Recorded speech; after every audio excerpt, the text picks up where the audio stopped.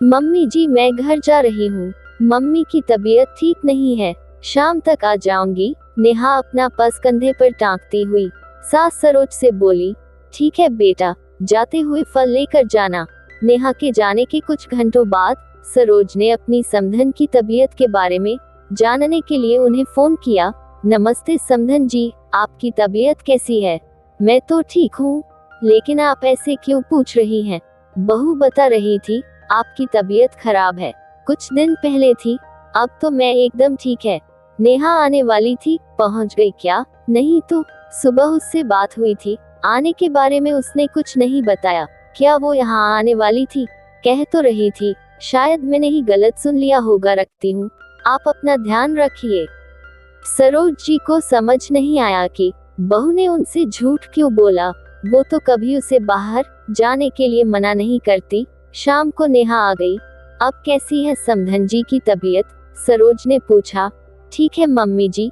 बहू तुम झूठ क्यों बोल रही हो? तुम्हारे जाने के बाद मैंने समधन जी की तबीयत के बारे में पूछने के लिए उन्हें फोन किया था। वो बिल्कुल ठीक हैं और तुम उनसे मिलने भी नहीं गई। बहू झूठ के पैर नहीं होते, उसे चाहे कितना भी छुपा लो, एक दिन सामने आ ही जाता है। तो मैं क्या करती मम्मी जी, आप हम समय मेरे बाहर जाने पर रोक टोक करती रहती हैं। कहाँ जा रही हो? क्यों जा रही हो? कुछ दिन पहले तो गई थी। बहू मैंने तुम्हें कभी बाहर जाने के लिए मना किया है?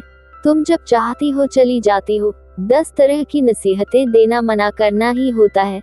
मम्मी जी, मैं मूवी देखने जाऊं या शॉपिंग करने या अपनी सहेलियों से मिलने आपको तो फिजूल खर्ची लगता है। बोल कर जाती तो आप बातें सुनाती और मेरा मूड खराब होता। मैं तुम्हें कहीं आने जाने के लिए मना नहीं करती, बस चाहती हूँ कि तुम अपनी चादर देखकर पैर फैलाओ। तुम हर हफ्ते कभी मूवी देखने कभी शॉपिंग पर चली जाती हो। बहू अभी तुम्हारी गृहस्थी शुरू हुई है, आगे बच्चे होंगे, उनकी पढ़ाई अच्छी परवरिश के लिए पैसों की जरूरत होगी। और भगवान न करे कभी कोई मुसीबत आ जाए तो कम से कम हाथ में इतने पैसे तो हो कि किसी के सामने हाथ न फैलाना पड़े। तुम घूमने जाओ, शॉपिंग करो, पर बचत भी करो। मम्मी जी आप तो ऐसे कह रही है जैसे मेरे कुछ हजार रुपए बचाने से लाखों की बचत हो जाएगी। बहू बूंद बूंद करके ही घड़ा भरता है। रजत सारी तनख्वाह तुम्हारे हाथ में देता है क्योंकि उसे तुम पर यकीन है। कभी तुमसे नहीं पूछता कि तुम पैसे कहाँ और कैसे खर्च करती हो। तो तुम्हारा भी फर्ज है पैसों का सही इस्तेमाल करो। बहू तुम्हें तुम्हारी इच्छाएं पूरी करने से कोई रोक नहीं रहा। तुम घूमने जाओ या शॉपिंग करने, बस तनख्वाह का कुछ हिस्सा बचत करना सीखो। ये बचत बाद में तुम्हारे ही काम आएगी। सॉरी मम्मी जी, मैंने कभी इस तरह से सोच ही नहीं। अब से मैं फिजूल खर्च नहीं करूंगी, अपनी चादर देखकर ही पैर फैलाऊंगी। बहू बड़े जो भी कहते हैं अपने अनुभव से कहते हैं, और जो भी करते हैं अपने बच्चों की भलाई के लिए करते हैं। जी मम्मी जी, अब से मैं आपकी किसी बात का बुरा नहीं मानूंगी। जाओ अब जल्दी से 2 कप चाय बना कर लाओ, आज बहुत दिनों बाद सास बहू साथ चाय पियेंगे।